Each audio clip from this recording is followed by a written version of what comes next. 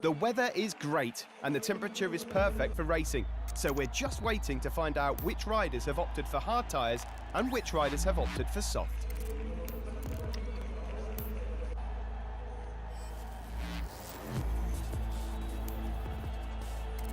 We are moving now to the starting grid, where the Motogp riders are ready to start the race. Tension is sky high, but these guys are seasoned pros, able to withstand any kind of pressure. Hello and welcome to another video, and today, as you can see, we are here for the finale of the Crutchlow 2019 Mod Championship. And well, probably about the first time I've finished an entire season of anything. I mean, it has been a rush. Obviously I've released probably like the last 5 or 6 in the last like 5 or 6 days, but that's how it's had to be since the new game was coming out, and I actually wanted to get a series done for once. So I was a bit happy to do that. Obviously I finished Race Against Pole before, and I finished the 2 league race seasons, but I've never actually finished a full, season against the AI, so I was like, you know what, get that done. But enough rambling about that. We'll have a look at the championship. Obviously we did wrap the championship quite a few races ago. We have a gargantuan lead going into this race, 164 points over Andrea Dovizioso. But really the thing to watch out for is the teams championship, which I keep accidentally calling the constructors, but it is the teams championship. We are second position with LCR Honda Castrol. We trail Monster Energy Yamaha Motogp by 17 points. In the last couple of episodes, Repsol Honda have overtaken Ducati and built out a little bit of a lead against them, so there's that to watch out for. And really another little sort of group battle to watch out for is the Petrucci, Zarco and Mir dice for 8th in the championship. Petrucci and Zarco both on 127 points, and if I remember correctly, Mir is on 125. So those lot, all very close to each other. So you definitely got to watch out for them. Obviously they'll be a bit further back, but it's just something to watch out for. But in terms of this actual race itself, Valencia is not particularly a strong circuit for me, and it is quite a strong circuit for the AI, believe it or not. I would also say it's not a strong circuit for this Honda, so watch out for that for sure. Probably be able to struggle, well, we might struggle to get our way through a little bit, especially the first few corners are not the easiest to overtake on as well. Very tight corners really, with only really one line to go through. But we'll see what we can do. Obviously, starting last as usual. Are all on the starting grid.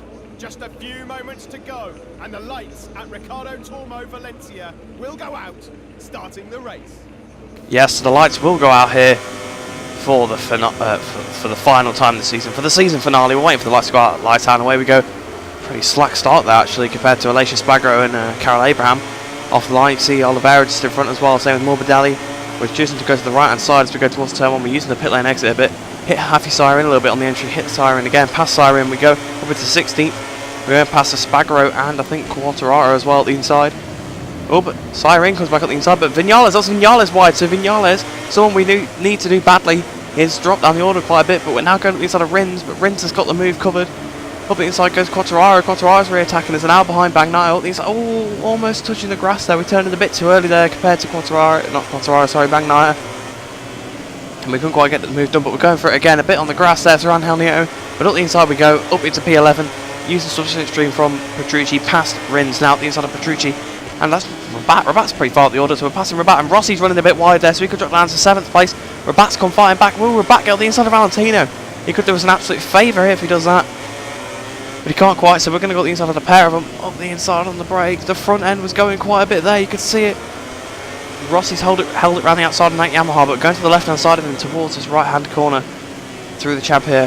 So you can see he clipped the inside curb there, and Zarco's ran wide, and he's holding Lorenzo. We've passed a pair of them, we've ran wide through turn 13 a bit there. We're holding the throttle open. You can see the proximity arrows are coming up the inside. We're hitting the brakes for the last corner, Adrian Campos. We ran a bit wide. Rossi's got his way back in there again. I think Lorenzo's trying to outdo us here, but he can't quite, so we're up to 5th place.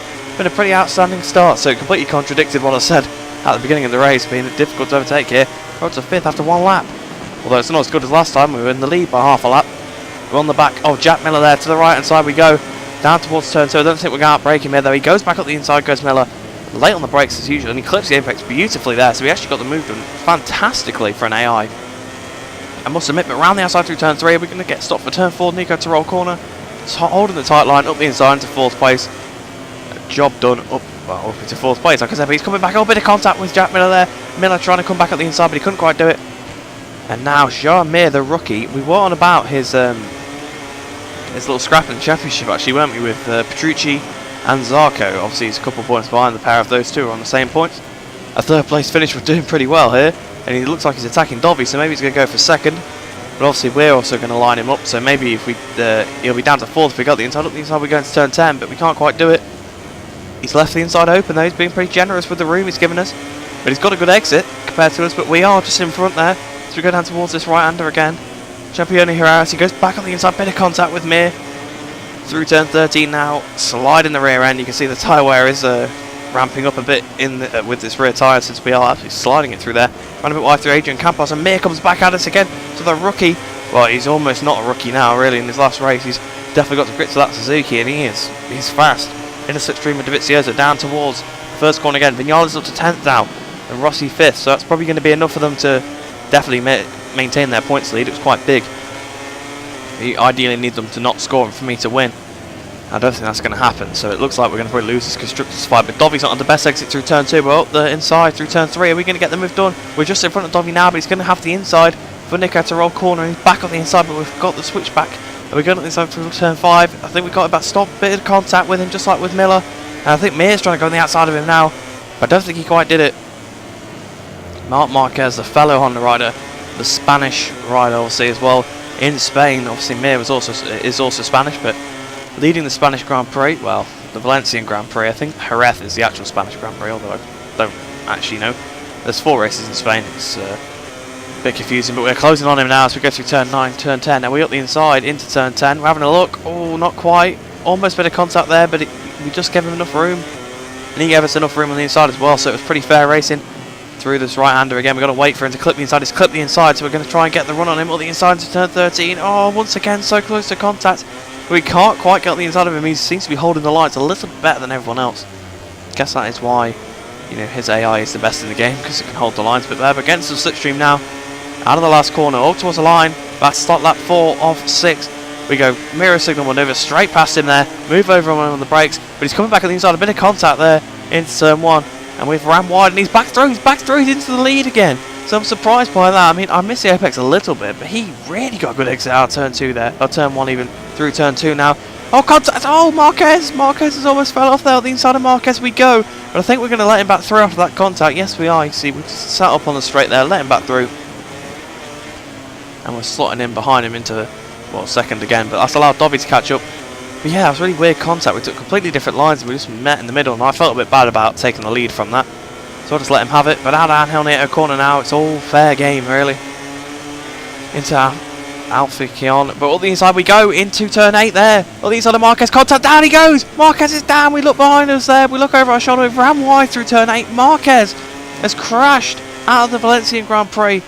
It's just like with Vinales at Qatar, we got completely in front of him and he's just turned in. I don't believe it. He's not like trying to sit up, he's not trying to avoid us at all, he's just turned in and he's crashed. So that is Marc Marquez out of, well, he's not out, but he's definitely out of any contention to win, and we are absolutely spinning the rear tyre through turn 13, down towards turn 14. What is the gap to Dobby now? Because you see the tyres are starting to go off. So if we haven't got a big lead, we could be in a bit of danger here, because the AI, like I said, are pretty good at the circuit. And since they have no tyre wear, they can do the same lap times all race. We've got a 6/10 lead. It's 27-1 there. Obviously, we did have a bit of a battle. We had to crash and we had to slow down for him a little bit. So I would sort of explain the lack of pace. And you can see on the mini-map, we are stretching away a little bit again. But controversy in the final race of the season. But I guess the season sort of ended as it started, obviously, as I referred to the contact with Vinales. That was actually in round 1. Think back how many... I think that was in January, that was. I don't know, I could be wrong. But I'm trying to think, it was quite a while ago when I uploaded that anyway. Might have been the end of January, start of February. But yeah, for sure. Similar incident really. In fact, it was a left-hander again as well. We dove up the inside. I think we're in front, I think we're in the right again. But of course you have to let me know, and we will have a look at the incident, because technically it's a race winning overtake, so it will be at the end. We can have another look from Marquez's point of view as well, and in slow-mo. But we've pretty much talked this entire lap away. Out of turn 11 we go, talking about the crash. But it is probably the main point of the race. We will check where Rossi and Vinales are. We ran wide through Champione Herreras. I don't know if that's right, but Marquez has been overtaken by a Spagger I've just seen on the right hand side. So Not a good day for Marquez. He's got back on and he's losing places instead of gaining them. But into Adrian Campos we go now. Out of Adrian Campos to start the final lap. We will see where Rossi and Vinales are as we go over the line. Quartararo takes 13th there. So I lead. Dovi 2nd, Mir 3rd, Rossi 4th, Miller 5th, Vinales 6th, Petrucci 7th, Lorenzo 8th, Bagnaia 9th, and Rins in 10th. We ran wide through turn 1. But yeah, Rossi and Vinales doing pretty well actually in the end. Obviously they both kind of suffered off the start a bit, but you know, it's not nowhere near enough for us to talk. We're going to gain on them, I think, by a couple points, but they had a 17-point lead, I think, so they pretty much had to not score. They had to score like less than 8 points. As Rins overtaken Marquez, so I don't know what's going on with Marquez. I mean, he's got back past him now, but Marquez definitely struggling to get through this pack. But into Angel Nieto, we've ran a bit wide, but sort of just sat it up and got out of the corner. You see, we've got a pretty good lead over Dovizioso, so we're not got to worry. But probably one of the main talking points of the race, other than the controversy, is Jean Mir is still in 3rd position, as I believe at this point. Valentino Rossi's passed Jack Miller, and Jack Miller's gone back through, so they're battling for 4th. I think that's going to help Mir out that corner a little bit there. Surprised we didn't get a warning for that. I think you probably get a penalty for that online, like a little bit of a time penalty. So yeah, that was a bit dodgy. But anyway, there is penalties on. I'm not sure why I didn't get one, but whatever. We'll take it. We had the lead anyway. It's not like we gained anything from it. Into the last corner we go for the final time at this season.